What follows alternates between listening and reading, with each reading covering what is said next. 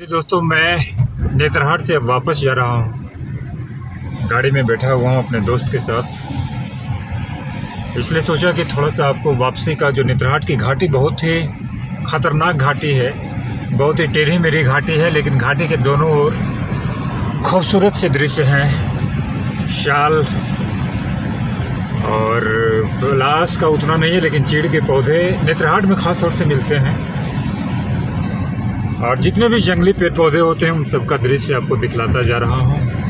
देखिए, आसमान बिल्कुल साफ नीला आसमान जिसको कहा जाता है, देख सकते हैं। समतल मैदानों में इस तरह का नीला आकाश मिलना मुश्किल है, क्योंकि प्रदूषण की मार वहाँ पड़ती है। लेकिन अभी भी झाड़ जंगलों में और ऊंचे स्थानों में नेतरहाट वैसा प्लेस है जहाँ के अभी भी पर्यटकों की भीड़ बहुत अधिक नहीं होती है। इसके कारण वहाँ की खूबसूरती में चार चांद लगा हुआ है। और देखिए, अगल बगल की घाटी और पेड़ पौधों का दृश्य। न जाने कितने बार हम लोगों ने बचपन में इन पेड़ पौधों को देखा है, इसके साथ जिया है, इसके साथ चला है। अभी जिस रास्ते पर मैं गाड़ी से जा रहा हूँ, इससे पैदल भी लगभग 10-12 बार आया गया हूँ। नीचे एक बनारी जगह है, वहाँ से। और हम लोग नेतरहाट घाटी का आनंद लेते हुए चल रहे हैं। कहीं पर कोई कंपटीशन नहीं है। बिल्कुल।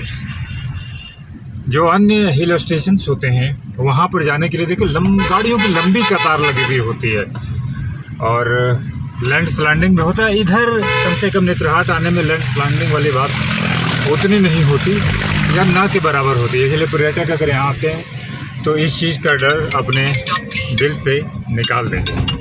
नेतरहाट से लगभग 7-8 किलोमीटर आगे, या कहिए कि बागी सखुआ एक जगह है। बचपन में बागी सखुआ कह देता था, उसमें पता नहीं चलता था।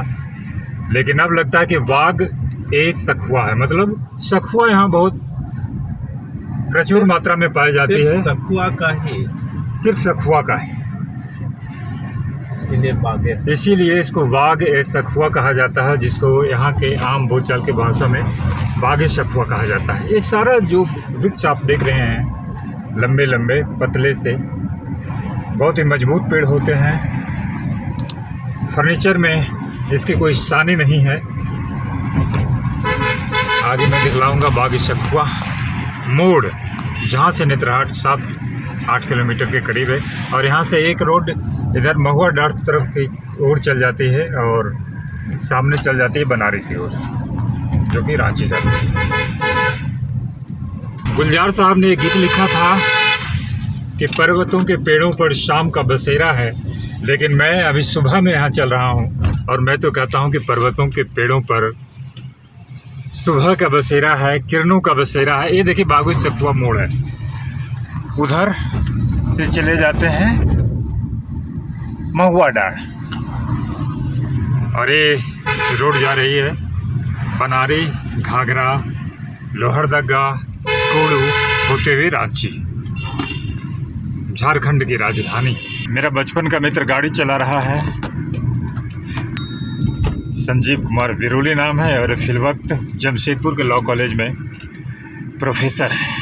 देखिए कितना तीखा तीखा मोड़ आता है, बिल्कुल वी आकार का, यू आकार का मोड़। हेलो,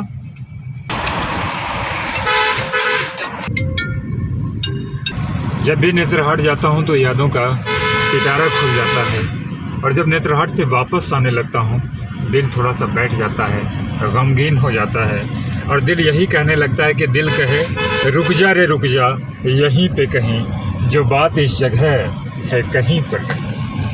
नेतरहाट का 3 दिन का ट्रिप था, और 3 दिन में हम लोग, एक दिन तो बारिश बादल के भीड़ चढ़ गया।